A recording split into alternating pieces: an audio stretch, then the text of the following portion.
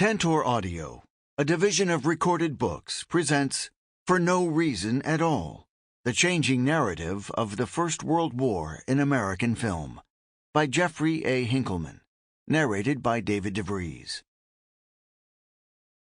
Introduction.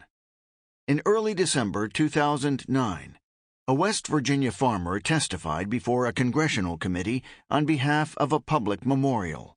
In and of itself, that fact would be of no particular note, but this was not an ordinary farmer. Frank Buckles was 109 years old and the last remaining American veteran of the First World War. At 16, he had talked his way into the U.S. Army after being rejected by the Marines and the Navy and driven ambulances in France. As the last doughboy, Buckles had come to Congress to support legislation to commemorate that conflict. The proposal was simple. Though the National Mall was officially closed to further development, a small memorial to veterans from the Washington, D.C. area already existed. The rededication of that space to the memory of all who served in the Great War would allow the conflict to be acknowledged in the heart of the nation's capital without requiring new construction. What seemed like a sensible proposal was quickly challenged, however, from multiple directions. Representatives of the District of Columbia complained that the plan shortchanged local interests by intruding on a site dedicated to hometown veterans. The congressional delegation from Missouri wanted to protect the primacy of their own site in Kansas City, already home to the National World War I Museum and Memorial. In the end, Buckles's testimony was not enough to overcome these challenges, so the plan fell to political infighting. The failure of Buckles's plea, despite the late-in-life celebrity that made him a desirable spokesperson, reflects the national failure to recognize the importance of what is arguably the central event of the 20th century. Millions of people lost their lives in the carnage of the First World War, carnage that involved the destruction of empires, the creation of new nations, and the decimation of an entire generation. But how do we remember it? Buckles, who died in 2011 at the age of 110, was the last American who could claim to remember the war as a military veteran.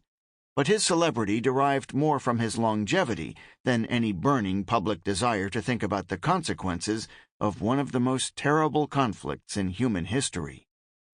The centennial of the First World War, observed much more attentively in Europe, occasioned only minor interest in the United States, and the observances that did take place stood in striking contrast to the activities and publicity that surrounded the 75th anniversary of the World War II Allies' invasion of Normandy.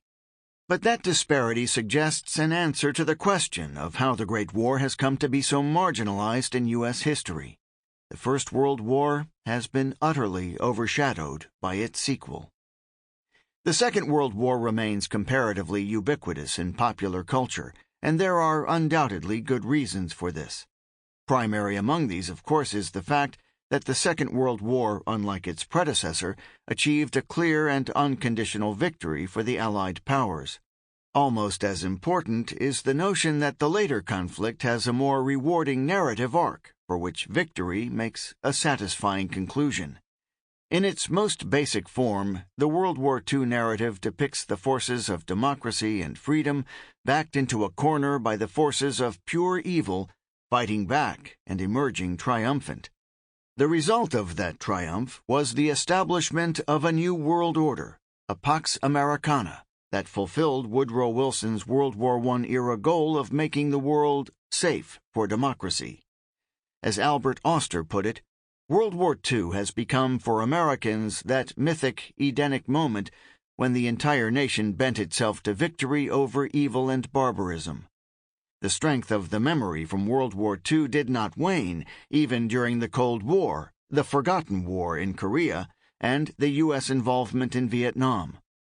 Thus, World War II has become the indispensable symbol of American virtue and triumph. It can be brought forward to exalt American arms and the American spirit whenever contemporary events require it. The success of that narrative is certainly no accident, and the persistence of World War II in the public consciousness has been especially evident on America's movie screens. Even a casual review of films made during the war years provides ample evidence of the concerted efforts of the Office of War Information and the American film industry to cement that narrative in the minds of the general populace as the war was still in progress. What is astonishing is the long reach of those efforts, which continued unabated for decades and remain potent nearly 80 years later. If the Second World War remains the benchmark of triumphant American military superiority, however, what of its predecessor? What is the dominant narrative of the Great War, and how did it develop? As George Creel recounts in How We Advertised America, the usefulness of film in shaping public opinion was certainly taken into account by the World War I-era Committee on Public Information. At the very outset, it was obvious that the motion picture had to be placed on the same plane of importance as the written and spoken word. Movie stars such as Mary Pickford and Charlie Chaplin not only drew huge crowds at bond-selling rallies, but also contributed short films to the war effort, 100% American and The Bond, respectively. More important, both actors made feature films that used the war as narrative fodder, thus influencing the depiction of the war on screen. The First World War is the first American conflict that was fully processed on film, not only by documentarians who photographed events for posterity, but also by those working within the newly developed studio system to create fictional versions of the conflict.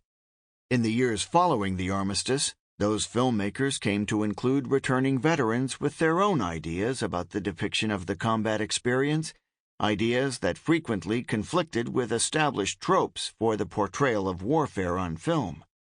Those American filmmakers spent years modifying existing standards and working through a variety of narrative options before achieving a general consensus regarding a suitable approach to rendering the war on screen.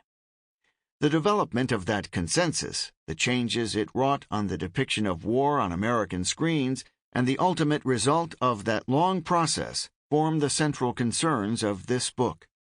Interpreting the impact and memory of a particular conflict is certainly not a new endeavor, and reams of literature have been produced assessing how individual generations deal with specific wars. Prior to the 20th century, the primary outlets for this activity involved the higher arts, literature, painting, sculpture, and so forth. Matthew Brady and Alexander Gardner added photography to the list of available tools for shaping historical impressions of a conflict during the Civil War, and Edward Muybridge, with his post-Civil War government contracts for photographing military installations and activities, especially those related to the Modoc War, provided an early link to the new art of the motion picture.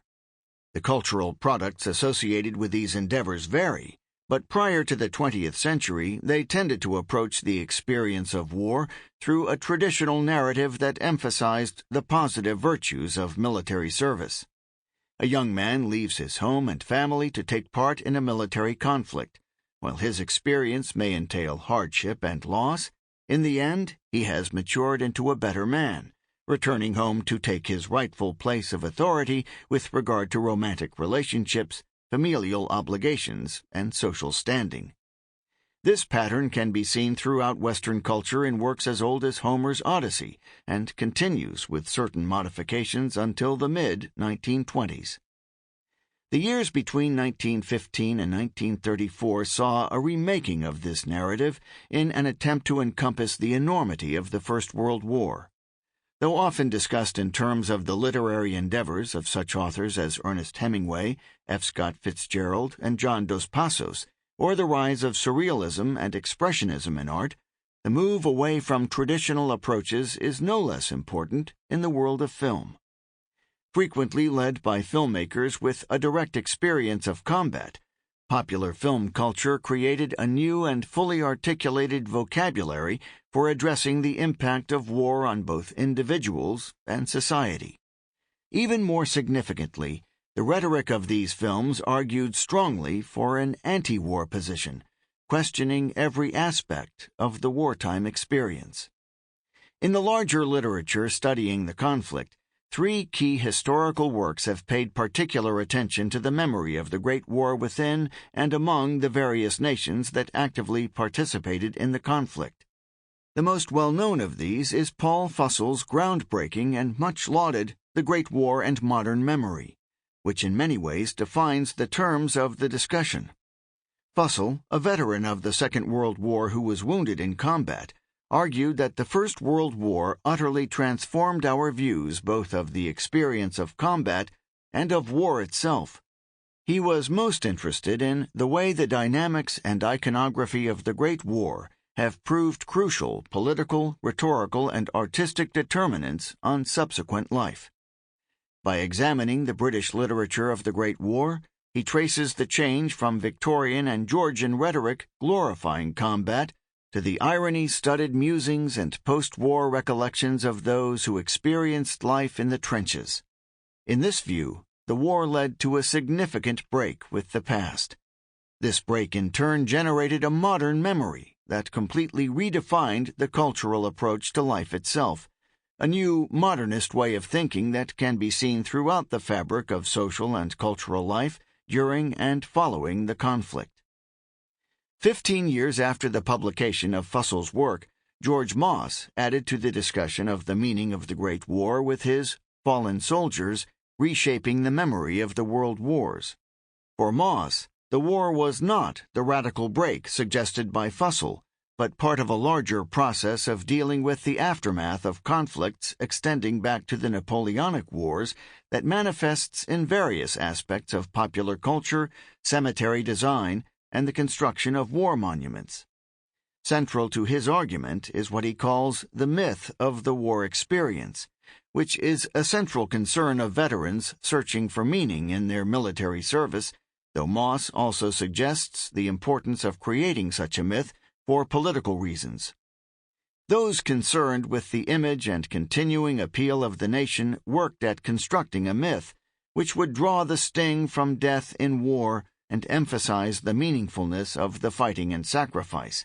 The aim was to make an inherently unpalatable past acceptable, important not just for the purpose of consolation, but above all for the justification of the nation in whose name the war had been fought. In this formulation, the First World War is less a turning point on the road to modernity than another step in a larger process that justifies the traditional standards forming the basis of nationalist conceptions of patriotism, public service, and general order. For J. Winter, in his Sites of Memory, Sites of Mourning, The Great War in European Cultural History, the memory of the Great War involved neither the radical break suggested by Fussell nor the more specialized remembrance implied by Moss. Rather, by examining the evidence of traditional expressions of grief seen in post-war art, literature, and war memorials, Winter demonstrates how communities sought continuity with the past by processing their impressions of the conflict through the application of existing tropes and forms. Winter argues that the war did not compel a radical break with tradition, but instead brought the search for an appropriate language of loss to the center of cultural and political life, in which older motifs took on new meanings and new forms. He tempers Fussell's more sweeping argument by suggesting that the strength of what may be termed traditional forms in social and cultural life, in art, poetry, and ritual, lay in their power to mediate bereavement. The cutting edge of modern memory, its multifaceted sense of dislocation, paradox, and the ironic, could express anger and despair, and did so in enduring ways. It was melancholic, but it could not heal. The question of what is changed by the conflagration of the Great War and what remains the same is an important one, and all of these writers contributed nuances to the discussion. There are two shared assumptions, however, that weaken the argument in each instance. First is the dominant Eurocentric view of the conflict.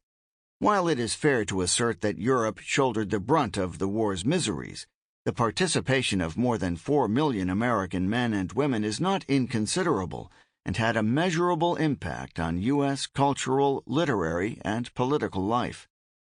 Though it is unfair to criticize these works for not investigating issues that are by definition outside the scope of their subject, these writers did not address the question of how the war shaped American sensibilities and modern memory. Fussell, in particular, is positively hostile to the notion of American literature comparing in any way to that of Great Britain, and is dismissive of any literary endeavors that emerge outside of England. This leads to the second shortcoming of these works, and the one that is the primary impetus of this study. None of these writers takes full account of the possibilities offered by cinema for understanding the attitudes and ideas of any nation regarding participation in the First World War. Not one to hedge his opinions, Fussell justifies his focus on English literature with the simple, spurious assertion that in 1914 there was virtually no cinema. In his chapter, The Process of Trivialization, Moss spends a few pages discussing film, but the depth of his general argument can be summarized in his assertion that the end results in all nations were much the same: the war presented as melodrama, romance, or adventure.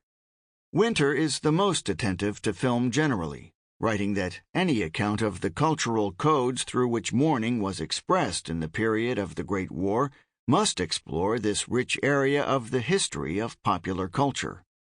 Films show well the imprint of the experience of mass death and mass bereavement on the cultural history of early 20th century Europe. Despite this assertion, Winter's chapter on film is extremely limited. He attempts to compare the imagery of traditional religious posters to the spiritualist approach to the war taken by Abel Gance in his two versions of J'accuse. While this line of thinking is not without merit, it hardly does justice to the role of film in processing the wartime experience. In his more recent Remembering War, the Great War Between Memory and History in the 20th Century, Winter is more circumspect about the use of film. One of the unfortunate features of the memory boom is the tendency of commentators to term any and every narrative of past events as constituents of national memory or collective memory, understood as the shared property of the citizenry of a state. Nowhere is this more evident than in the case of film. Time and again, the claim is made that the way cinema presents the past somehow passes in an unmediated manner into something termed memory. Winter is absolutely correct that broad assertions of memory should be carefully regulated, for reasons discussed in Chapter 1. The memory of one audience, those with first-hand knowledge of war, for example, may be entirely different from the memory evoked by that same film in their grandchildren. Despite increased pessimism, however, Winter's discussion of film in this regard is no more thorough. Remembering War focuses on a single film, Renoir's La Grande Illusion. The subject of the Great War in film has not, of course, been entirely neglected. A variety of studies have focused on the depiction of the war on film either directly or as an influential aspect of another topic. The former category includes such works as Craig Campbell's Real America and World War I, Peter C. Rollins and John E. O'Connor's Hollywood's World War I, Motion Picture Images, and Larry Ward's The Motion Picture Goes to War, the U.S. government film effort during World War I. The latter category includes important works such as Kevin Brownlow's The War, the West, and the Wilderness, Andrew Bergman's We're in the Money, Depression America and Its Films, Thomas Doherty's Pre-Code Hollywood, Sex, Immorality, and Insurrection in American Cinema, 1930 to 1934, and Leah Jacobs's The Decline of Sentiment, American Film in the 1920s.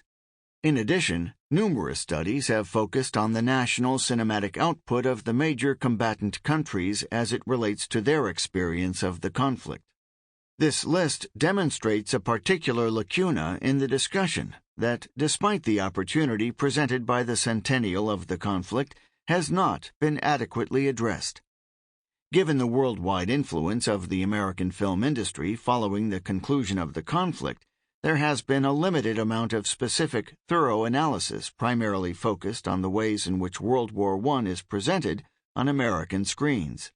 The work of several previous scholars has provided a solid footing for addressing this topic, each approaching the subject from a slightly different perspective. Michael Eisenberg supplied an early impetus for this volume with his War on Film, The American Cinema and World War I, 1914 to 1941, as well as his article on The Big Parade in Hollywood's World War I Motion Picture Images, helping to crystallize the difficulties of fixing the political stance of King Vidor's film. War on Film is less effective than might be hoped, however, especially given that when the book was published in 1981, Eisenberg was forced to defend the idea of looking at films through a serious academic lens. Regardless, he outlined the parameters of the discussion in a way that pointed to further research. In her Real Patriotism, The Movies and World War I, Leslie Midkiff DeBush offers the sort of research-oriented examination of World War I films that had previously been in short supply. DeBush's central interest is the connection between the government and the film industry during the war, a relationship she examines via case studies of individual films made from 1916 to 1918. Her final chapter, however, skips forward 9 years to focus on Wings, while briefly discussing the treatment of the war in other significant films of the 1920s. Andrew Kelly's Cinema and the Great War, though it also covers a variety of other national cinemas, thoughtfully considers many of the key American works that are discussed in this book, as does the most substantial work to emerge since the centennial observances, Michael Hammond's The Great War in Hollywood Memory, 1918 to 1939. All of these scholars provide solid foundations on which to build, but much remains to be said regarding the way in which film depicts the First World War. The conflict does cause a rupture in the way that American filmmakers discuss wartime service, though this break is not as extreme as Fussell suggests, especially given that it does not persist for an extended period. My approach is perhaps more in sympathy with Winter's arguments, suggesting that this process takes place through a gradual manipulation of traditional standards that eventually alters the established narrative in which war is a grand and useful experience that molds callow boys into mature men. Throughout the 1920s, American filmmakers increasingly began to incorporate facets of the experience of Great War veterans that countered and undermined the accepted narrative tropes. This process reached its peak during the pre-code era of the early 1930s, when the traditional narrative was briefly supplanted by an entirely new disillusionment narrative that questioned the premises of the traditional view of wartime service. Though I open my argument with an examination of films commemorating the Civil War, I do so primarily because those films establish the primacy of a particular narrative model on screen. It is essential to define this baseline to fully understand the ways in which that model is manipulated and transformed as a vehicle for filmed portrayals of the Great War, especially given that the two filmmakers I discuss most thoroughly, D.W. Griffith and Thomas Ince, specifically provide a bridge from narratives of the Civil War to narratives of the later conflict. In addition, I intentionally focus on non-documentary films looking back on the conflict.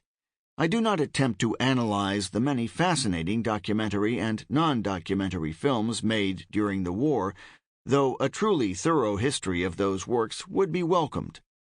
Further, this volume does not take an exhaustive approach, attempting to include every American film that focuses on or mentions the Great War. Nor does the book address the recent spate of depictions of the First World War on screen produced outside of the United States, a fact that speaks to the historical remembrance of the war in other combatant countries. These films include Sam Mendes's 1917 and Peter Jackson's They Shall Not Grow Old, both dedicated to the filmmakers' forebears who served in the war, François Ozon's France, a loose remake of Lubitsch's The Man I Killed, and a recent version of Journey's End, directed by Saul Dibb. Finally, I hesitate to refer to this as a traditional genre study. My qualms regarding the theoretical underpinnings of genre classification are reflected in essays by Andrew Tudor and Rick Altman that appear in Barry Keith Grant's Film Genre Reader 2. As Tudor's genre correctly suggests, despite the prevalence of generic terms such as war picture or adventure film, the use of the concept in academic studies is frequently problematic, since what is normally a thumbnail classification for everyday purposes is now being asked to carry rather more weight. Though Altman's asemantic, syntactic approach to film genre usefully attempts to give the notion critical clarity by suggesting a practical approach to function, the result is frequently an expanding thicket of ever more problematic division into ever smaller categories. I am not convinced that these difficulties can ever be entirely eliminated, so while the films discussed here share a topic and certain thematic elements, I prefer to think of what follows as the tracing of an attitude and narrative approach toward the Great War rather than as the birth and death of some sort of subgenre. Chapter 1 reviews the properties of the traditional narrative, briefly examines its roots in literature, and traces its establishment as the standard filmic narrative. After discussing Stephen Crane's The Red Badge of Courage as a literary antecedent, I trace the ways in which the traditional narrative was used by early filmmakers such as Griffith and Ince in their films commemorating the 50th anniversary of the Civil War. These filmmakers then adapted and applied that narrative as their attention turned to the Great War. The success of this traditional formula extended well beyond the cessation of hostilities throughout much of the following decade. Chapter 2 focuses on several major filmmakers who were also veterans and explores the ways in which they gradually transformed the traditional narrative. Their early efforts to come to grips with the experience of the war occurred in other media, a novel, a play, and a memoir, thereby allowing these creators the freedom to manipulate the established conventions in new ways. In films such as The Big Parade, Journey's End, and Young Eagles, Lawrence Stallings, James Whale, and William Wellman brought their own perspectives to bear on the discussion of combat and its effects. By comparing their efforts across media, we can see that unlike earlier films that discussed warfare through a 50-year-old lens, these men looked back after only a few years and found the traditional version in need of adjustment. Chapter 3 examines some of the first films to break away from the accepted narrative conventions. These films included comedies and animated works that took advantage of the possibilities for exaggeration and hyperbole, both visual and narrative, offered by the comic form. Some of the earliest of these films were also made by men with military experience who were able to convey otherwise unacceptable images and truths under the cover of the comic label. Images of violence, combat conditions, and the general life of servicemen that would not have passed muster in a drama could be conveyed through satire or slapstick, thus paving the way for a discussion of such subjects in more serious works. While most films examined in this study were produced in the context of the Hollywood studio system, Chapter 4 examines the narrative tendencies of films produced outside of that system for a minority community that had its own perspective on the meaning of military service. African Americans were drafted in large numbers during the war, but their service was fraught with difficulties born of racist attitudes toward their abilities. At the same time, that service was a source of tremendous pride within African American communities across the country. The output of the makers of independent race films functions on a continuum that reflects both of these facts as filmmakers try to maneuver through the contradictory attitudes of the black community toward wartime service. Chapter 5 discusses another group for whom the First World War was a watershed moment. Women served throughout the conflict in a variety of capacities, and a small but significant group of films directly addressed their experiences. The changing depiction of these women and their roles in wartime narratives directly parallels the modifications to traditional narrative patterns taking place across the spectrum of filmmaking and these unjustly neglected works are an important microcosm of my larger arguments. Chapter 6 discusses the fullest development of the narrative scheme that supplanted the traditional model. This disillusionment narrative directly contradicted the many. Sample complete. Ready to continue?